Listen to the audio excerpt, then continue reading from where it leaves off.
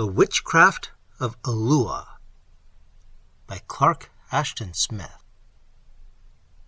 Sabmon, the anchorite, was famed no less for his piety than for his prophetic wisdom and knowledge of the dark art of sorcery.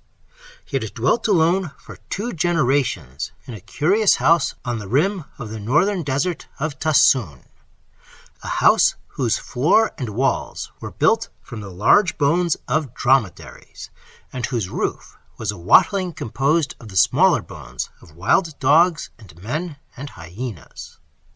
These ossuary relics, chosen for their whiteness and symmetry, were bound securely together with well-tanned thongs, and were joined and fitted with marvelous closeness, leaving no space for the blown sand to penetrate.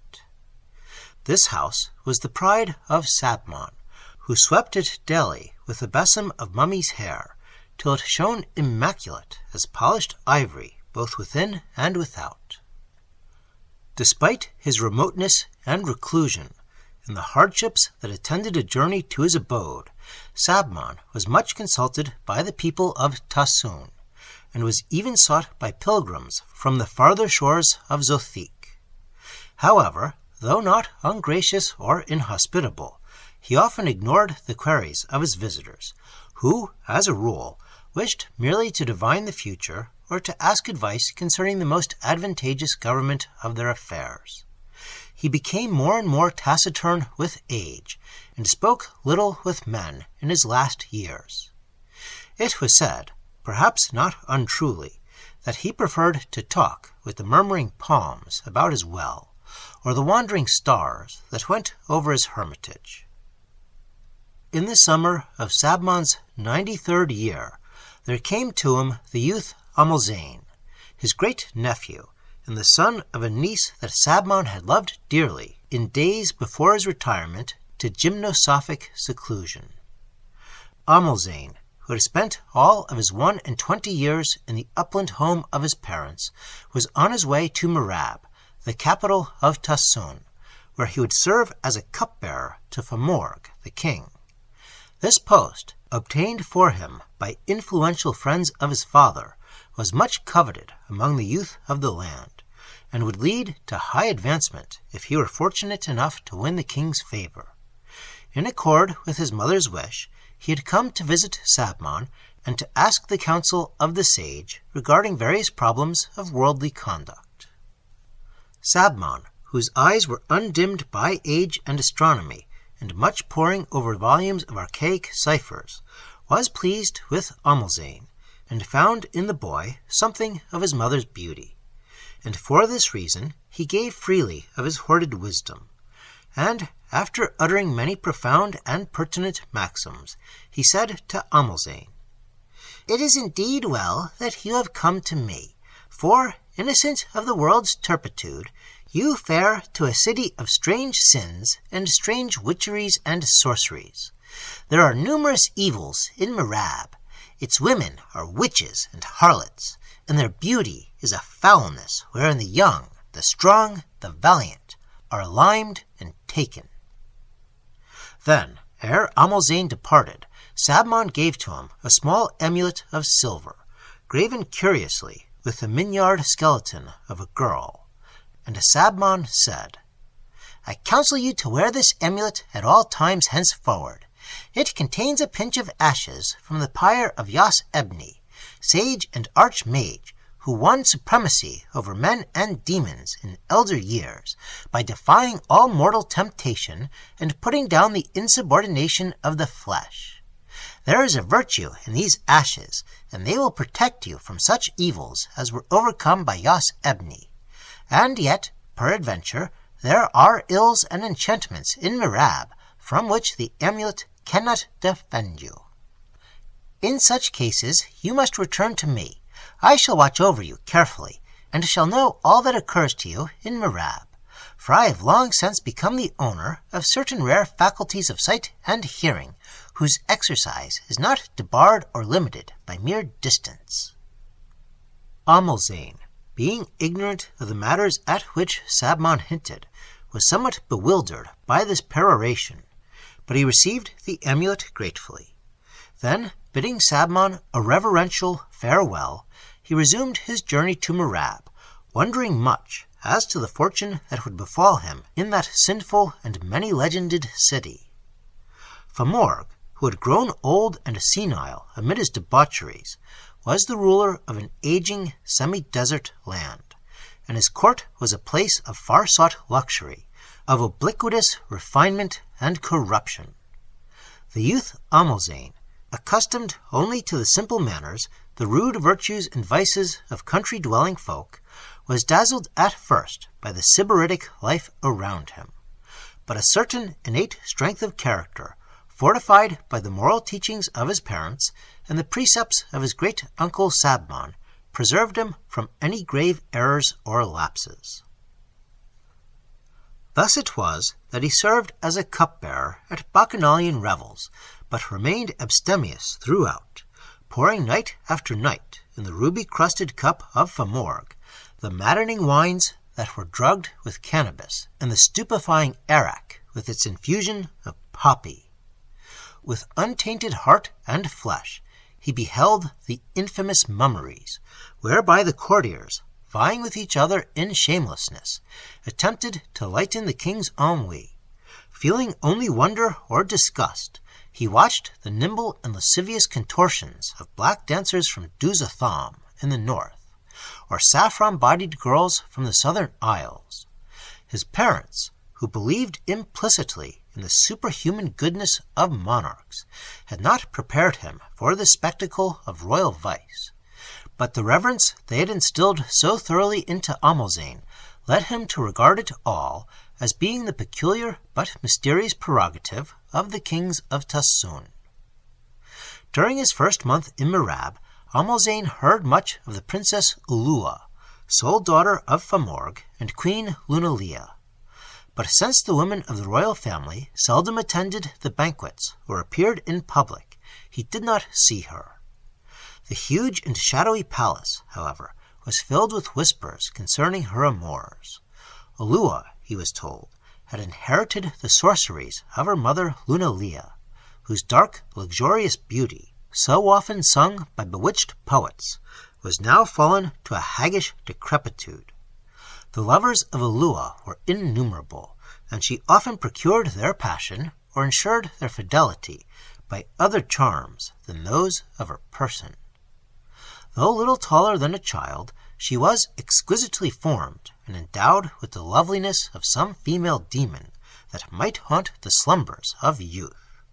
She was feared by many, and her ill will was deemed a dangerous thing. Famorgh, no less blind to her sins and witcheries than he had been to those of Lunalia, indulged her in all ways and denied her nothing. Amalzain's duties left him much idle time, for Famorgh usually slept the double sleep of age and intoxication after the evening revels. Much of this time he gave to the study of algebra and the reading of olden poems and romances. One morning, while he was engaged with certain algebraic calculations, there came to Amalzain a huge negress who had been pointed out to him as one of Ulua's waiting women. She told him peremptorily that he was to follow her to the apartments of Ulua. Bewildered and amazed by this singular interruption of his studies, he was unable to reply for a moment. Thereupon, seeing his hesitation, the great black woman lifted him in her naked arms and carried him easily from the room and through the palace halls. Angry and full of discomfiture, he found himself deposited in a chamber hung with shameless designs, where, amid the fuming of aphrodisiac vapors, the princess regarded him with luxurious gravity from a couch of fire-bright scarlet. She was small as a woman of the elk folk, and voluptuous as a coiled lamia. The incense floated about her like sinuous veils. "There are other things than the pouring of wine for a sottish monarch, or the study of worm-eaten volumes," said Ulua in a voice that was like the flowing of hot honey. "Sir Cupbearer, your youth should have a better employment than these." "I ask no employment," other than my duties and studies," replied Amalzane ungraciously. "But tell me, O princess, what is your will? Why has your serving woman brought me here in a fashion so unseemly?" "For a youth so erudite and clever, the question should be needless," answered Ulua, smiling obliquely. "See you not that I am beautiful and desirable, or can it be that your perceptions are duller than I'd thought?" "I do not doubt that you are beautiful," said the boy, "but such matters hardly concern a humble cupbearer." The vapors, mounting thickly from golden thuribles before the couch, were parted with a motion as of drawn draperies, and Amalzane lowered his gaze before the enchantress, who shook with a soft laughter that made the jewels upon her bosom twinkle like living eyes. "It would seem that those musty volumes have indeed blinded you," she told him. "You have need of that euphrasy which purges the sight. Go now, but return presently of your own accord." For many days thereafter, Amalzane, going about his duties as usual, was aware of a strange haunting. It seemed now that Ulua was everywhere. Appearing at the revels, as if by some new caprice, she flaunted her evil beauty in the eyes of the young cupbearer, and often by day he met her in the palace gardens and corridors. All men spoke of her, as if conspiring tacitly to keep her in his thoughts, and it seemed that even the heavy arises whispered her name, as they rustled in the lost winds that wandered through the gloomy and interminable halls. This, however, was not all, for her undesired image began to trouble his nightly dreams, and awakening, he heard the warm, dulcet languor of her voice, and felt the caress of light and subtle fingers in the darkness. Peering at the pale moon that waxed beyond the windows, above the black cypresses, he saw her dead, corroded face assume the living features of Ulua. The lithe and migniard form of the young witch appeared to move among the fabulous queens and goddesses that thronged the opulent hangings with their amours. Beheld as if through enchantment, her face leaned beside his in the mirrors, and she came and vanished, phantom-like, with seductive murmurs and wanton gestures, as he bent over his books. But though he was perturbed by these appearances, in which he could scarce distinguish the real from the illusory, Amalzane was still indifferent toward Ulua, being surely protected from her charms by the amulet containing the ashes of Yas Ebni, saint and sage and archmage. From certain curious flavors detected more than once in his food and drink, he suspected that the love potions for which she had become infamous were being administered to him. But beyond a light and passing qualmishness, he experienced no ill effect whatever, and he was wholly ignorant of the spells woven against him in secret, and the thrice lethal invultuations that were designed to wound his heart and senses. Now, though he knew it not, his indifference was a matter of much gossip at the court. Men marveled greatly at such exemption, for all whom the princess had chosen heretofore, whether captains, cupbearers, or high dignitaries, or common soldiers and grooms, had yielded easily to her bewitchments. So it came to pass that Ulua was angered, since all men knew that her beauty was scorned by Amalzane, and her sorcery was impotent to ensnare him. Thereupon she ceased to appear at the revels of Famorgh, and Amalzane beheld her no longer in the halls and gardens, and neither his dreams nor his waking hours were haunted any more by the spell-wrought semblance of Ulua. So, in his innocence, he rejoiced as one who has encountered a grave peril and has come forth unharmed.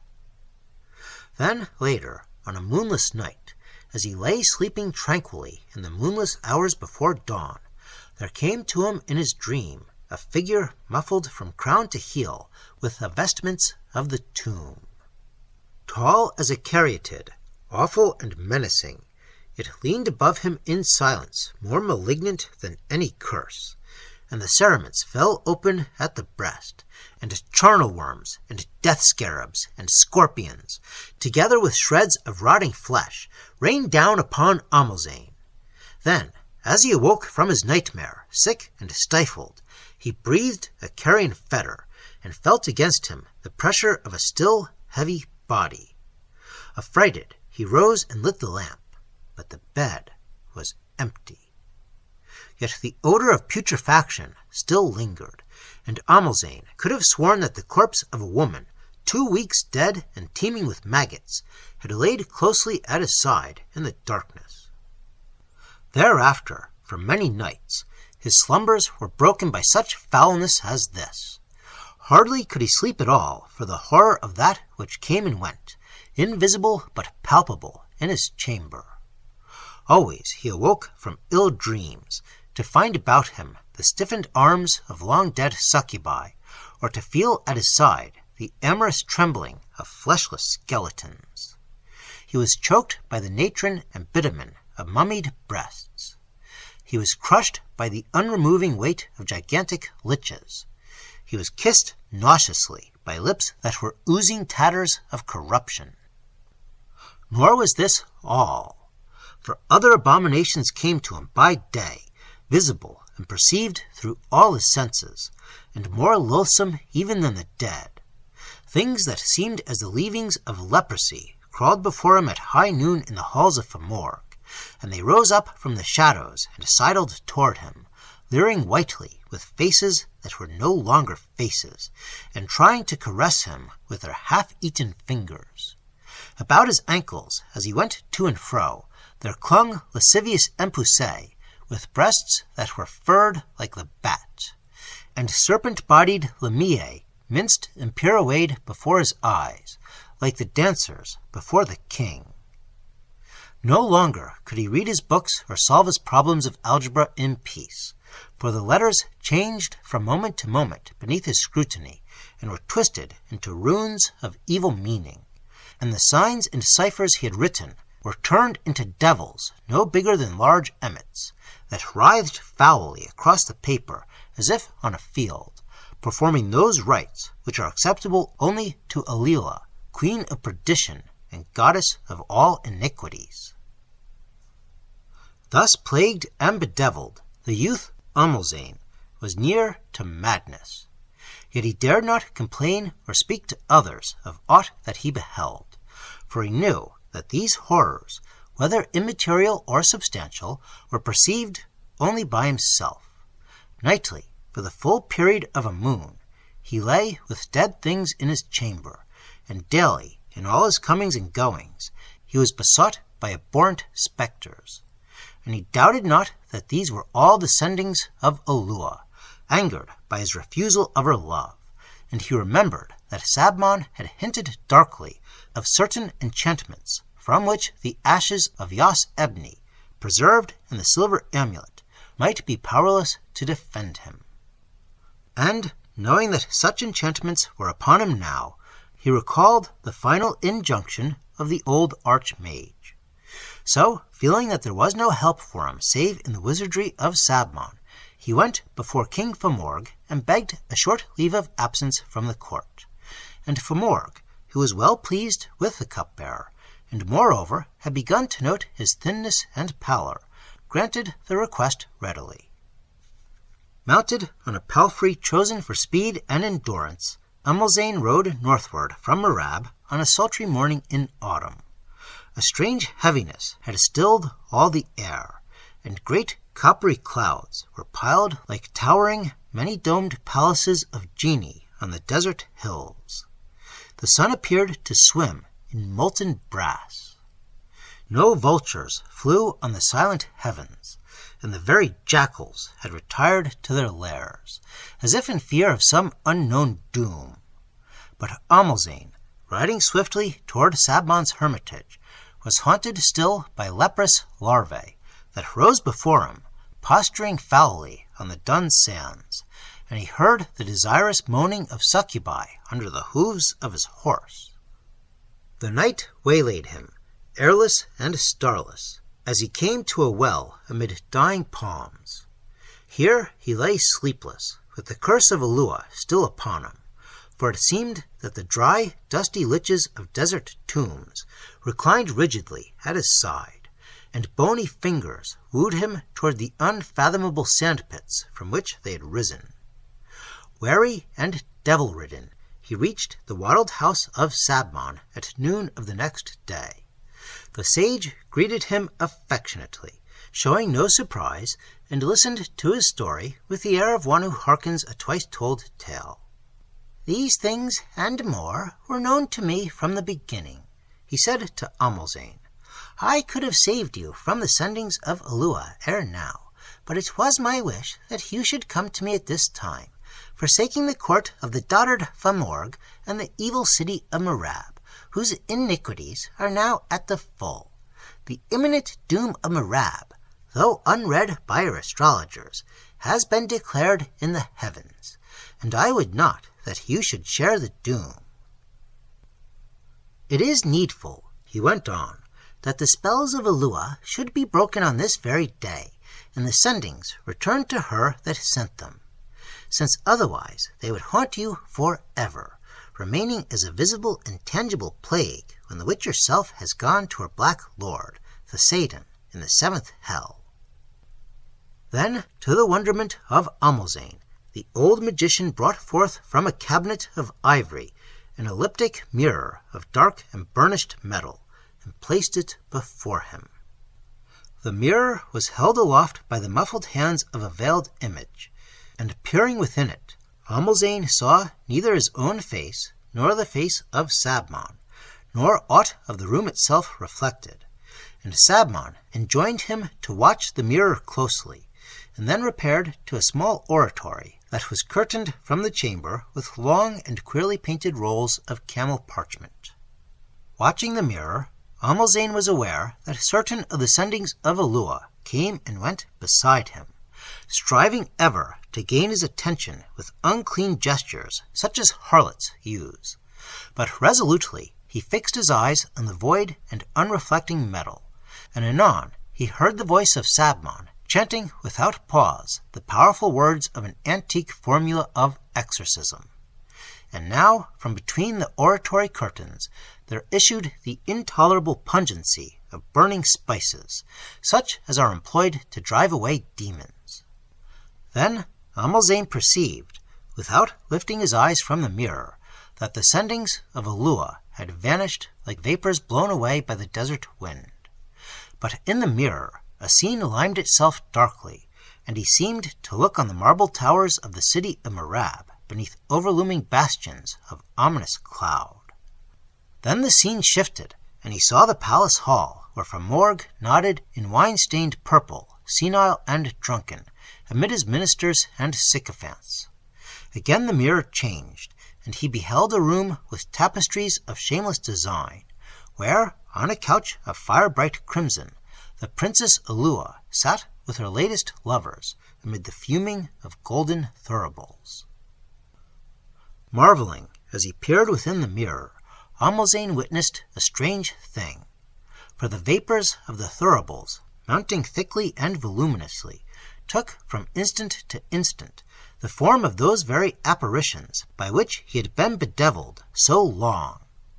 Ever they rose and multiplied, till the chamber teemed with the spawn of hell and the vomitings of the riven charnel. Between Ulua and the lover at her right hand, who was a captain of the king's guard, there coiled a monstrous lemia, enfolding them both in its serpentine volumes, and crushing them with its human bosom. And close at her left hand appeared a half-eaten corpse, leering with lipless teeth, from whose cerements worms were sifted upon Ulua and her second lover, who was a royal equerry. And, swelling like the fumes of some witch's vat, those other abominations pressed about the couch of Ulua with obscene mouthings and fingerings. At this, like the mark of a hellish branding, horror was printed on the features of the captain and the equerry, and a terror rose in the eyes of Ulua like a pale flame ignited in sunless pits, and her breasts shuddered beneath the breast-cups, and now, in a trice, the mirrored room began to rock violently, and the censers were overturned on the tilting flags, and the shameless hangings shook and bellied like the blown sails of a vessel in storm. Great cracks appeared in the floor, and beside the couch of Ulua a chasm deepened swiftly, and then widened from wall to wall. The whole chamber was riven asunder, and the princess and her 2 lovers, with all her loathly sendings about them, were hurled tumultuously into the chasm. After that the mirror darkened, and Amalzane beheld for a moment the pale towers of Merab tossing and falling on heavens black as adamant. The mirror itself trembled, and the veil image of metal supporting it began to totter, and seemed about to fall. And the wattled house of Sabmon shook in the passing earthquake, but, being stoutly built, stood firm, while the mansions and palaces of Merab went down in ruin. When the earth had ceased its long trembling, Sabmon issued from the oratory. "It is needless to moralize on what has happened," he said. "You have learned the true nature of carnal desire, and have likewise beheld the history of mundane corruption. Now, being wise, you will turn early to those things which are incorruptible and beyond the world." Thereafter, till the death of Sabmon, Amalzane dwelt with him, and became his only pupil in the science of the stars and the hidden arts of enchantment and sorcery.